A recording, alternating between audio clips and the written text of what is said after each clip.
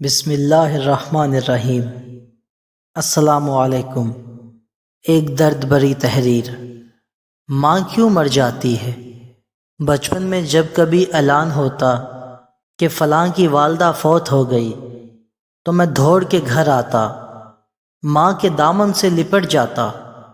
ماں کبھی غصہ بھی ہو جاتی، کملیا توں کی ہویا؟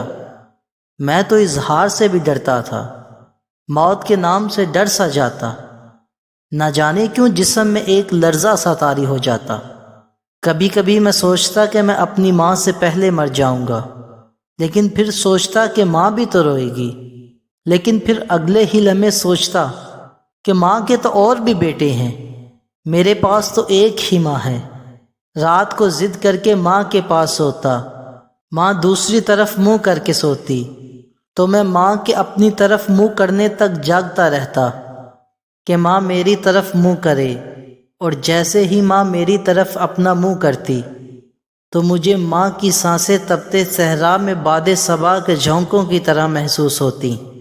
ماں کے جسم کی خوشبو مجھے مشک اور عنبر سے بھی زیادہ اچھی لگتی۔ اس دن نہ جانے کیوں مجھے میرے پاؤں وزنی لگ رہے تھے۔ ماں مجھے الوداع کہنے دروازے تک آئی۔ میں رخصت ہو کر گلی کے نکڑ مڑ چکا تھا، لیکن میں دوڑ کر واپس آیا تو ماں گلی کی نکڑ کے قریب تک آ پہنچی تھی۔ میں نے دوڑ کر اماں کو گلے لگا لیا۔ آج جیسی بے چینی مجھے کبھی محسوس نہیں ہوئی تھی۔ ماں نے کہا، جا پتر، دفتر والے صاحب غصہ ہوں گے۔ آخری بات ماں کی آج بھی مجھے رلا دیتی ہے۔ پتر تیری آواز نہیں آندی، اور آج میں سوچتا ہوں کہ ماں کہاں ہو، تمہاری آواز کیوں نہیں آتی؟ اور لائن کٹ گئی۔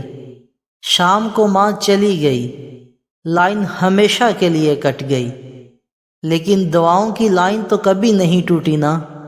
مائیں، او میری بھولی مائیں، اگر تقدیر اجازت دیتی تو تیرے ساتھ اتر جاتا میں گھور کے گھپ اندھیروں میں۔ جن کی مائیں حیات ہیں اللہ انہیں زندگی دے، اور جن کی مائیں فوت ہو گئی ہیں اللہ انہیں صبر دے۔ دعا ہے اللہ پاک سب کی ماؤں کو اپنی حفاظت میں رکھے، اور ان ماؤں کا سایہ ہمیشہ اپنے بچوں کے سروں پر رکھے۔